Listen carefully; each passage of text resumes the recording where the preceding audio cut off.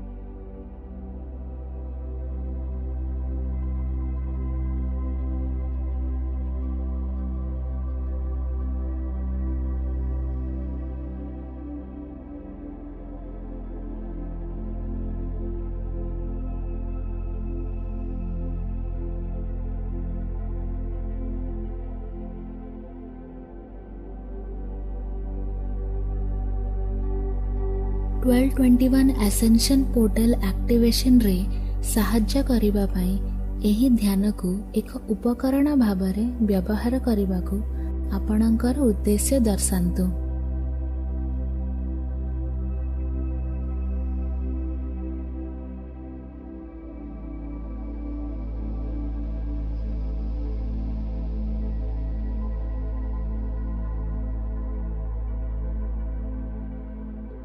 ध्यान समय रे एवं परे आपणक चारिपाखरे सुरक्षा वृत्त स्थापन करिबा पाई एहार प्राथमिक उत्सरु बैगणी अग्नि को आह्वान करंतु।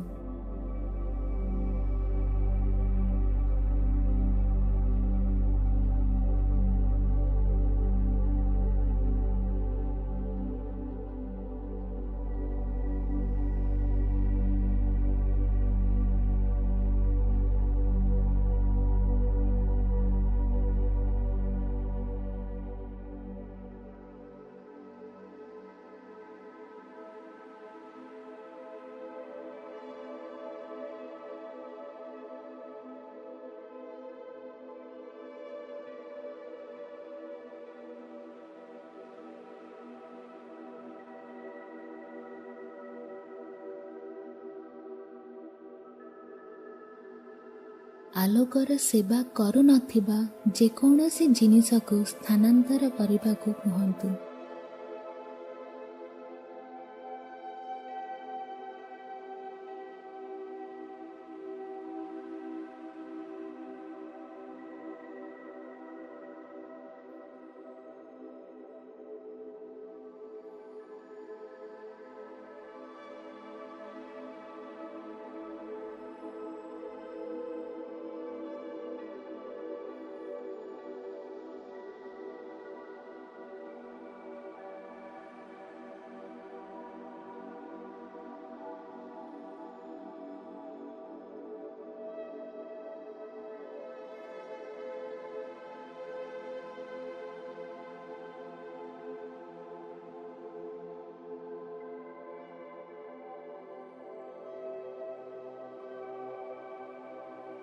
कस्मिक केंद्रीय सूर्यरु निर्गत धला, गोलापी, नील एवं सुवर्ण आलोक एवं प्रेम मिश्रित एक तरंग को कल्पना करंतु।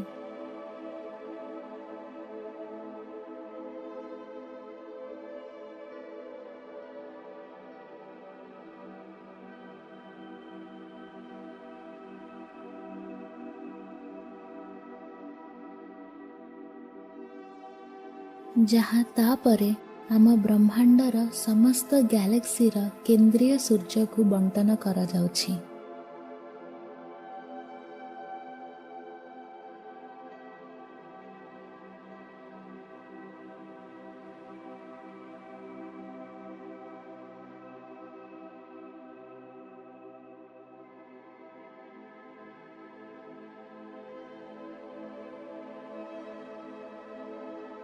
ଏବଂ ଯାହା M87 ଗ୍ୟାଲେକ୍ସି ଏବଂ ତାହାର କସ୍ମିକ୍ ପ୍ରେମ କ୍ଷେତ୍ରକୁ ସକ୍ରିୟ କରୁଛି।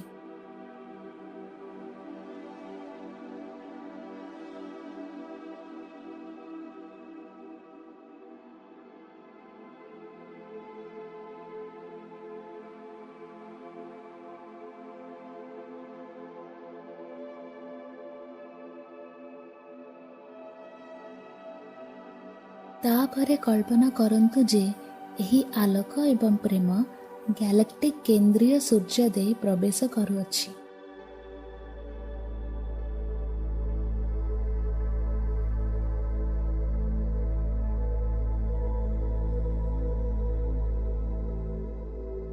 ତାପରେ ଆମର ଗ୍ୟାଲେକ୍ସି ଦେଇ ସମସ୍ତ ନକ୍ଷତ୍ର ପ୍ରଣାଳୀ,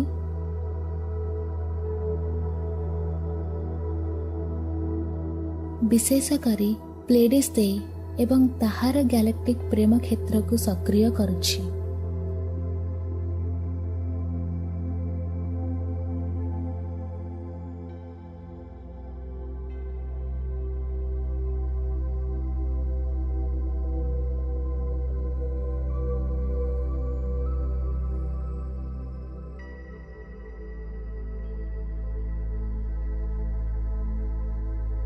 ତାପରେ ସେଡ୍ନା ଦେଇ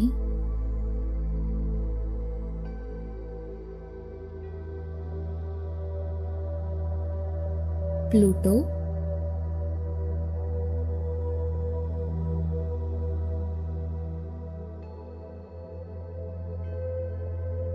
ନେପଚ୍ୟୁନ୍ ଏବଂ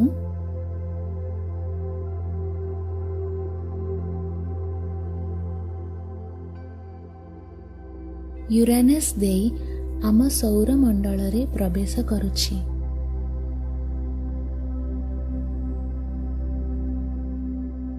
ଏବଂ ଆମର ସୌରମଣ୍ଡଳ ଭିତରେ ଥିବା ସମସ୍ତ ଦିବ୍ୟାଲୋକ ଜୀବମାନଙ୍କୁ ଦେଇ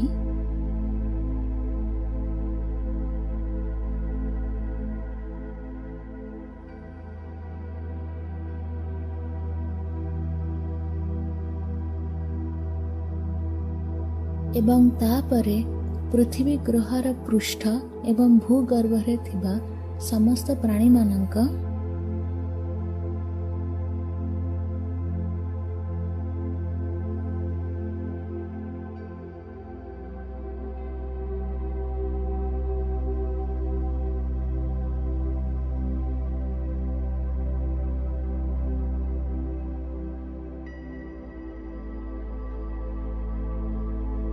ଏବଂ ଆପଣଙ୍କ ଶରୀର ଦେଇ ପୃଥିବୀର କେନ୍ଦ୍ରକୁ ଯାଉଅଛି।